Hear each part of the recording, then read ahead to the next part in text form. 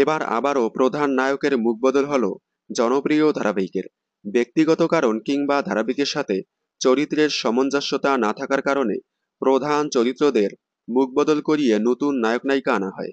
ব্যক্তিগত কারণ হিসেবে প্রধান চরিত্র অসুস্থ কিংবা অন্যান্য সমস্যার কারণে ধারাবাহিক থেকে সরে যায়, যার কারণে ধারাবাহিকের মুখবদল হয়।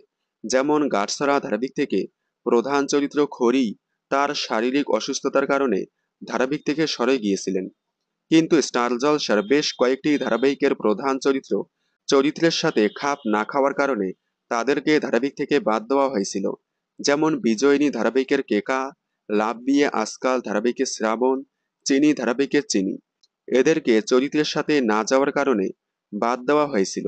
এবার তেমনি হরগৌরী বাইসোটেল ধারাবাহিকের নায়ক শঙ্কর ধারাবাহিক থেকে সরে গেলেন। খুব শীঘ্রই ধারাবাহিকে আসছে 15 বছরের লিপ, যেখানে বুড়ো বাবার চরিত্রে অভিনয় করবেন না অভিনেতা রাহুল মজুমদার।